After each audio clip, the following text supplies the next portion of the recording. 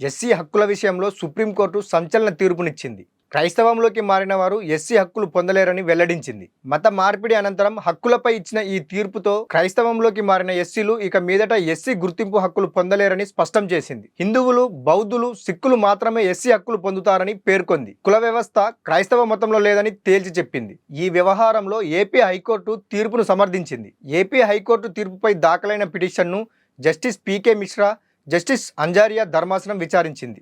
మత మార్పిడి అనంతరం అట్రాసిటీ చట్టం కింద కేసులపై సుప్రీంకోర్టు ఈ కీలక తీర్పు వెలువరించింది. ఎస్సీలు, హిందూ, బౌద్ధ, సిక్కు మతాలు కాకుండా మరే మతంలోకి మారినా ఎస్సీ హోదా రద్దు అవుతుందని సుప్రీంకోర్టు స్పష్టం చేసింది. క్రైస్తవ మతంలోకి మారి పాస్టర్గా పనిచేస్తున్న వ్యక్తి ఎస్సీ, ఎస్టీ చట్టం కింద రక్షణ పొందలేరని స్పష్టీకరించింది. రాజ్యాంగం షెడ్యూల్డ్ కులాలు ఆర్డర్ 1950 ప్రకారం హిందూ, సిక్కు, బౌద్ధ మతాలు తప్ప మరే మతంలో ఉన్నవారు ఎస్సీ సభ్యులు కాలేరని పేర్కొంది. మతం మార్చుకున్న వెంటనే ఎస్సీ హోదా రద్దవుతుందని, కుల సర్టిఫికేట్ రద్దు కాకపోయినా ఎస్సీ, ఎస్టీ చట్టం వర్తించబోదని సుప్రీం తేల్చి చెప్పింది. ఎస్సీ సర్టిఫికేట్ ఉంది కాబట్టి రక్షణ కల్పించాలని చెప్పలేమని పేర్కొంది. పాస్టర్ దశాబ్దానికి పైగా క్రైస్తవంలో ఉన్నారు, తిరిగి మారలేదు అని, ఎస్సీ కమ్యూనిటీలోకి తిరిగి చేర్చుకున్నారని నిరూపించుకుంటేనే పాత హోదా పునరుద్ధరణ సాధ్యమని ఈ సందర్భంగా స్పష్టం చేసింది. ఈ తీర్పుతో దేశవ్యాప్తంగా మతం మార్చుకున్న ఎస్సీ వర్గాల రిజర్వేషన్ హక్కులపై పెద్ద చర్చ మొదలైంది.